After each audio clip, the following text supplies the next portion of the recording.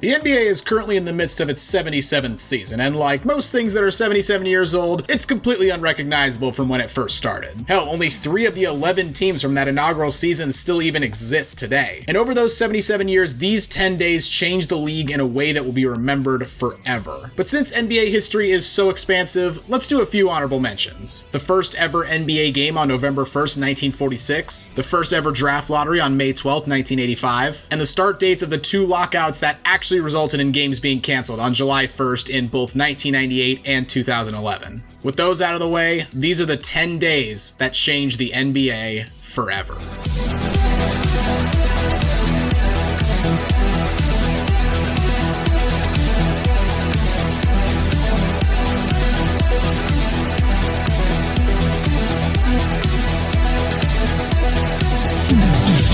And if you enjoy NBA content like this, consider hitting that like button, sharing the video around, and giving us a subscribe. We would appreciate it a whole bunch. We're now less than 500 subscribers away from 10,000.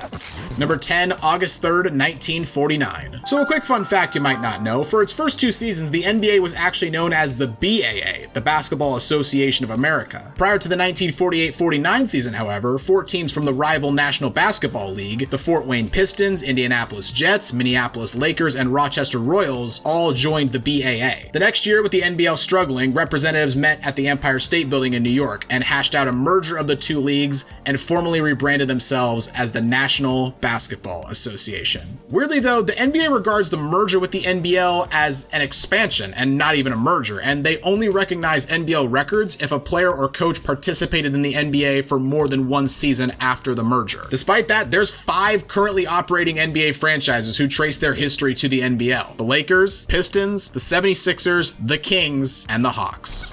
Number 9, November 22nd, 1950. If you thought the 2004 NBA Finals between the Lakers and the Pistons was a defensive slugfest, then boy, you aren't ready for this. It's one of the most infamous games in NBA history, despite the fact that nothing bad actually happened during the game. No fights between players, no drunken fans doing anything stupid, none of that. The Pistons just beat the Lakers 19-18 in a 48-minute basketball game. Why was this game so low scoring, you ask? Well, the answer is pretty simple.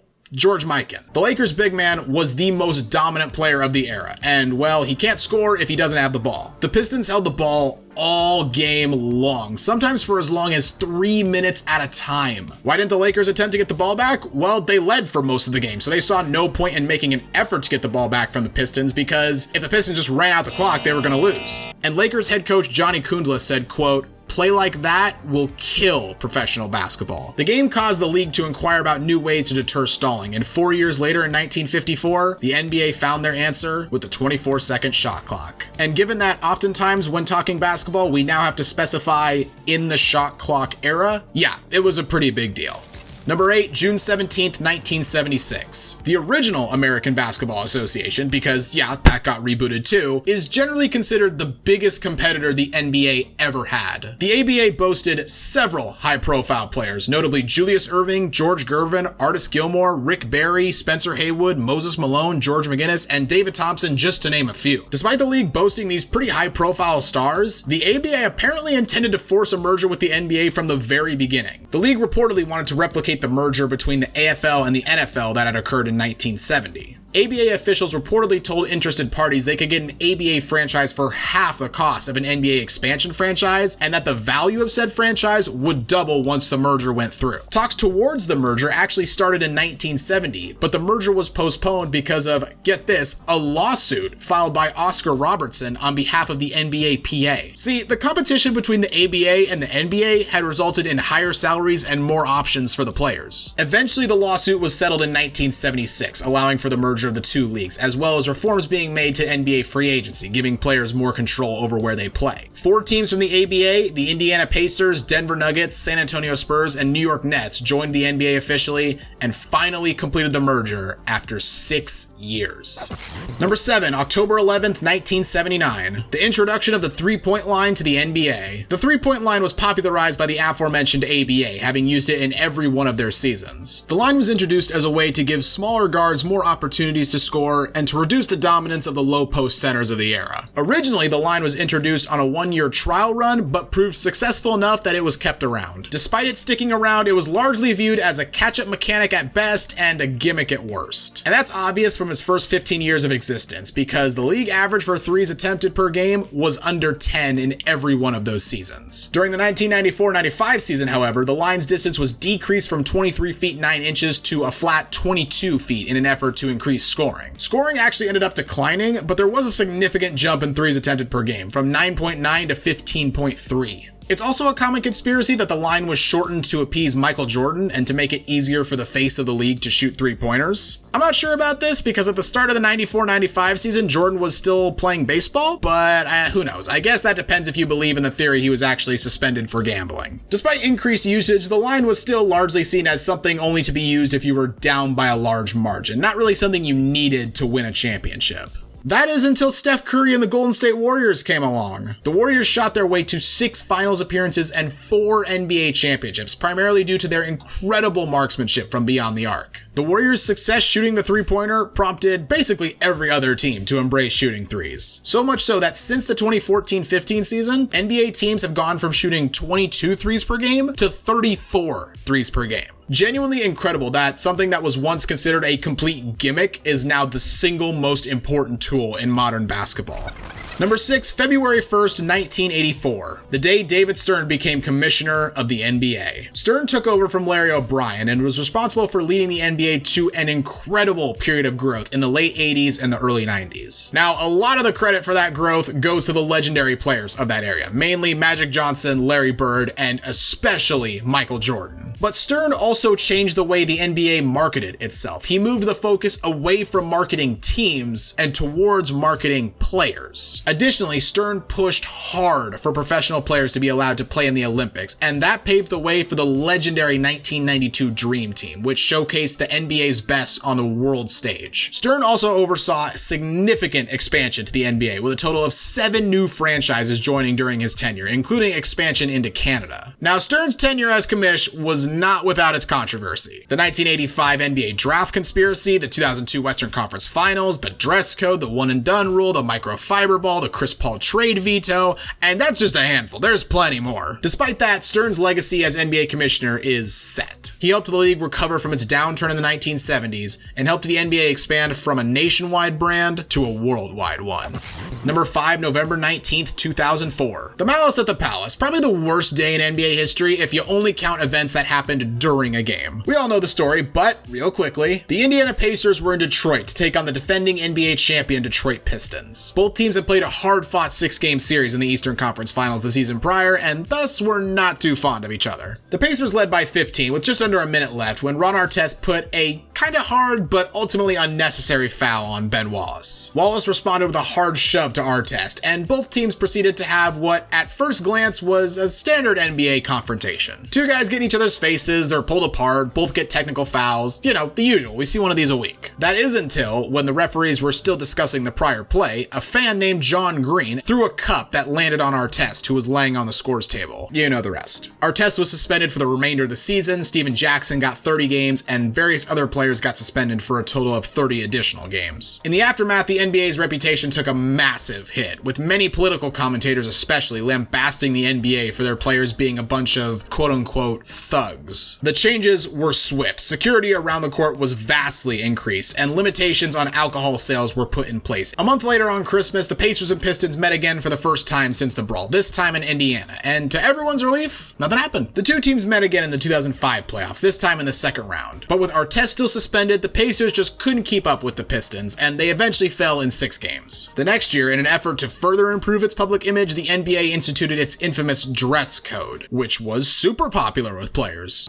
Number 4, August 15th, 2007. On this day, disgraced former NBA referee Tim Donaghy pled guilty to felony federal charges of conspiracy after it was revealed he had bet on NBA games he had officiated. Prior to the charges, Donaghy had been an NBA referee for 13 years and had officiated 20 playoff games and 772 regular season games. One of them being the Malice at the Palace, funny enough. In addition to betting on games that he himself officiated, Donaghy also became involved with people claiming to be low-level mobsters, and he used his inside knowledge of player, coach, and referee relationships to recommend which games to bet on. Donaghy himself also admitted to having a severe gambling addiction, and he disclosed that he initially received $2,000 per correct pick, but was so accurate that he eventually increased his take to $5,000. In his testimony, Donaghy also alleged that the NBA had a hand in fixing games in the past, specifically mentioning a playoff series in 2002. While he doesn't mention the game specifically, if the year 2002 and dodgy officiating rings a bell, it's because that was the year of the infamous Game 6 between the Sacramento Kings and the Los Angeles Lakers. With the Kings leading the series 3-2, the Lakers shot 27 free throws in the fourth quarter alone, won Game 6, and eventually won the series. Had the Kings won that series, the NBA Finals for that year would have been the Kings against the New Jersey Nets, which I'm sure would have just done so well in the ratings. That was sarcasm again, yes? Very much so. The NBA, of course, denied all allegations, but the damage was already done. The NBA has always been subject to criticism for what fans see as, at best, incompetence and at worst, outright bias from their officials, but it's completely different when one of your former referees comes out and actually says it. Whether you believe Donaghy or not, this is a day that damaged the NBA's credibility forever.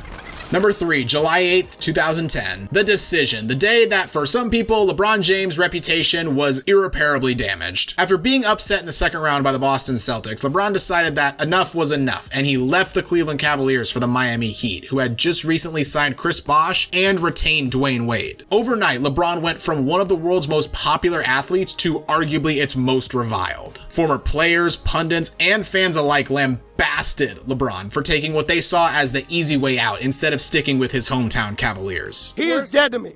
Angry Cavalier fans burned his jersey and created images that have since become iconic. Cavs owner Dan Gilbert penned an open letter to fans that included the infamous line, "I personally guarantee that the Cleveland Cavaliers will win an NBA championship before the self-titled former king wins one." LeBron was mercilessly jeered in every road game he played, especially during his return to Cleveland on December 2nd, 2010.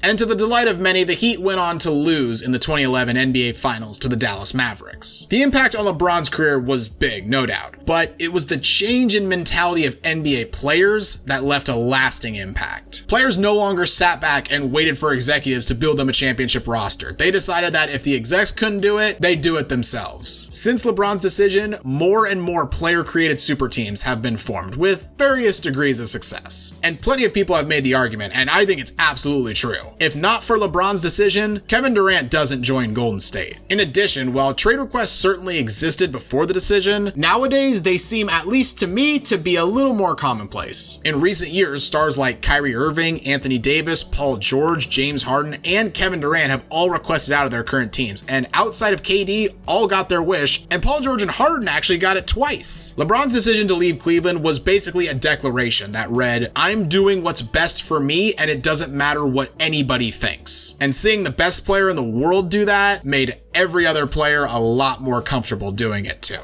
Number 2, December 26th, 2020. On this fateful day, Kobe Bryant, his 13-year-old daughter Gianna, and 7 others were killed in a helicopter crash in Calabasas, California. It's one of the most tragic days in not just NBA history, but sports history in general. Players, both current and former, expressed their sadness, and across the sports world, people paid tribute to the victims. During the games played that night, teams paid tribute to Kobe by intentionally taking 24-second shot clock violations, or by taking an 8-second backcourt violation. Trae Young also paid tribute by wearing Kobe's number 8 for a single night. 5 days later, the Lakers played their first game since the accident at Staples Center against the Portland Trail Blazers. LeBron addressed the crowd before the game and paid tribute to the victims, while Wiz Khalifa and Charlie Puth performed "See You Again" at halftime. The All-Star Game MVP award was renamed in Kobe's honor, and players wore Kobe's number 24 and Gianna's number 2 during the game. Now, in terms of large, lasting changes to the NBA, its structure, how the game is played, anything like that, this one hasn't really left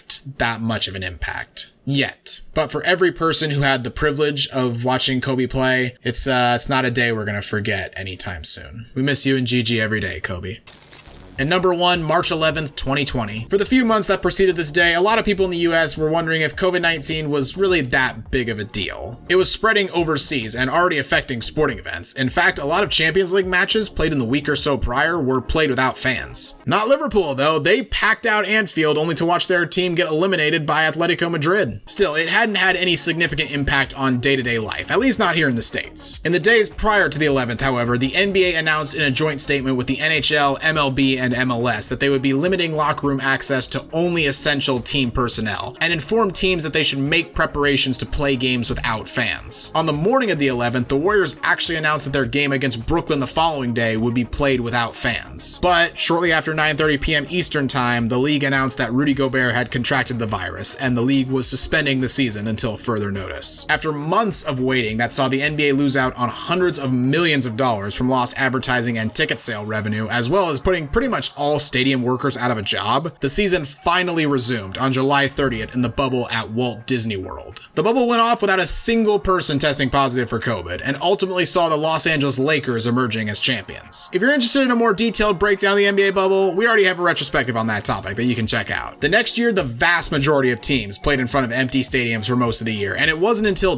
deep in the NBA playoffs that capacity crowds finally returned. The following season, things basically reverted to pre-COVID standards, providing proof of vaccination and masking was no longer required, and things were more or less back to normal. That being said, there were still controversies regarding COVID, the biggest undoubtedly being Kyrie Irving's refusal to get the vaccine, meaning he was ineligible to join the Nets due to New York's vaccine mandate. Players also still occasionally missed games due to testing positive for COVID, the most notable being Paul George missing the Clippers' play-in game against the Pelicans. COVID wreaked havoc on the NBA for 2 full years, and I think gave all of us a new appreciation for basketball, especially those 4 or 5 months when the NBA was shut down completely. But the NBA, like it always does, adapted and evolved. The league, like the game itself, is ever-changing, and these 10 days prove that.